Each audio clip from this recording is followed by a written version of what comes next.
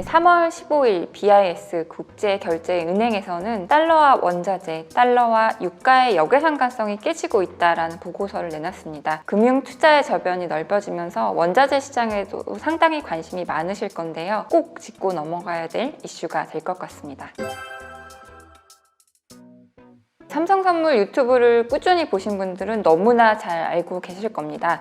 달러와 원자재, 달러와 유가는 역외상관성을 갖는데요. 그 이유는 두 가지 경로인데 첫 번째로는 달러가 결제통화이기 때문이고 두 번째로는 위험선호 경로 때문입니다. 제가 일한 회사는 원유를 팔아서 먹고 사는 후라라는 여성 가장이라고 가정을 해보겠습니다. 저희 가족은 1배럴을 팔면 하루를 먹고 살 수가 있습니다. 지금 1배럴당 유가가 80불인데요. 환율이 1달러당 1,000원, 이란에 살고 있지만 원화 환율을 적용하겠습니다. 그래서 저는 1배럴을 팔면 8만 원을 얻을 수가 있습니다. 다음날 일어나 보니까 1달러당 2,000원이 됐습니다. 달러가 2배로 뛰어오른 건데요. 그러다 보니까 저는 1배럴을 팔아도 16만 원을 갖게 됐습니다. 그러면 여기서 나올 수 있는 결론은 미국의 입장에서 우리가 달러를 비싸게 사야 한다, 유가를 깎아줘라 라는 그런 상황이 나올 수가 있고요. 또 하나의 경로는 제가 조금만 팔아도 돈을 많이 벌 수 있으니까 더 많이 팔아봐야겠다, 공급을 늘릴 수가 있습니다. 그래서 이런 경로로 인해서 달러 가치가 오를 때 유가가 빠지는 그런 결제통화의 역할 때문이 나올 수가 있고요. 두 번째 경로는 워낙 잘 아시는, 전반적으로 위험 선호가 강하고 경기가 좋으면 달러는 약하고 주가도 오르고 신흥국 증시 좋고 유가도 오르고 구리값도 오르는 그런 경로라고 생각하시면 될 것 같습니다.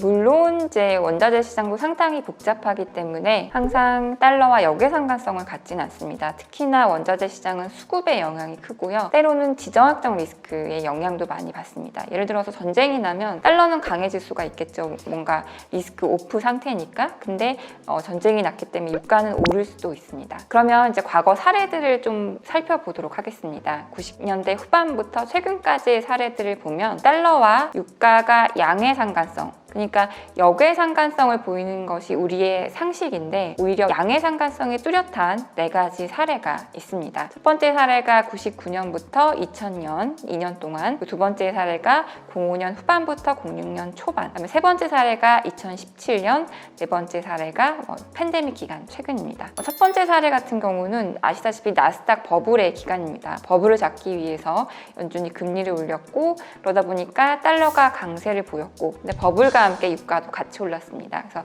달러 강세, 유가 강세가 함께 나타났고요. 05년부터 06년 요 사이에는 연준이 금리를 올리면서 달러가 강해졌는데 워낙 중국의 강렬한 수요가 뒷받침되다 보니까 달러가 강해도 연준이 금리를 올려도 유가도 같이 강해진 그런 시기입니다. 2017년 같은 경우는 달러와 유가가 같이 빠진 시기인데요. 이 시기에 글로벌 경기가 전체적으로 갑자기 좋아지는 그런 구간이 있었는데 그래서 달러가 빠졌습니다. 이 시기는 이제 원유 시장에 좀 특이한 것, 그러니까 셰일 생산이 갑자기 되면서 유가가 빠졌습니다. 그러다 보니까 달러도 빠지고 유가도 빠지는 그런 사례가 나타났습니다. 이 팬데믹 기간이 BIS가 말하는 그 기간이고요. 뒷부분에 말씀드리도록 하겠습니다. 그 BIS 국제결제은행은 팬데믹 기간, 특히 20년 후반부터 22년 9월까지 데이터를 얘기를 하고 있는데요. 자기네 모형을 돌려보니까 이 시기에 원자재 가격이 올랐기 때문에 달러 가치가 7% 정도 빠져야 맞는데 오히려 20% 정도 달러 가치가 올랐다는 것입니다. 그 근거로 얘기하는 것이 우리가 잘 상상할 수 있는 것인데요. 유가, 원자재 가격이 오르니까 물가가 오르고, 물가가 오르니까 연준이 금리를 올리고, 금리를 올리니까 다시 달러가 강해지고, 그러니까 유가 상승, 원자재 상승이 달러 상승으로 이어지는 그런 그림들이 나타난 것입니다.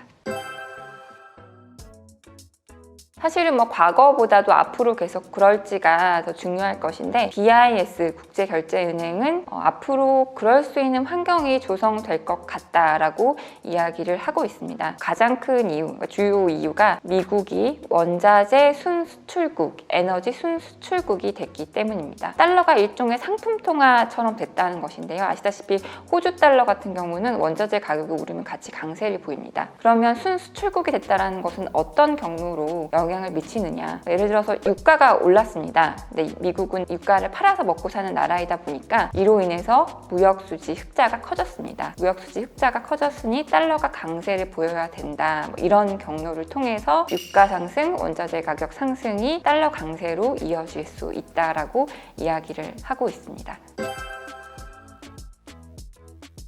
에너지 순수출국인 미국이 유가가 올라서 좋다면 에너지 순수입국인 나라들은 상당히 불리한 위치에 처하게 됩니다. 예를 들어서 유가가 보통 오를 때 달러가 약해지면 유가 오른 것에 따른 물가 상승 압력을 달러 약세가 상당히 상쇄해 주거든요. 근데 유가가 오를 때 달러가 같이 오르고 유가가 빠질 때 달러가 같이 빠지면 물가 상승 압력이 커질 때는 그 압력을 더 키워주고 디플레 압력이 커질 때는 그 압력을 더 키워준다라고 보실 수 있겠습니다. 실제로 22년 원자재 가격, 유가가 많이 올랐던 그 시절에 에너지 순수입국인 원화와 예나, 유로화 이런 통화들이 특별히 약세를 보인 것이 사실입니다. 다만 이러한 역의 상관성이 앞으로도 계속 될 거다라고 사실은 장담할 수는 없습니다. 다만 이 상관성, 이게 역이던 양이던 간에 이 상관성이 약화될 가능성은 상당히 있어 보이거든요. 첫 번째로는 이제 에너지 시장에서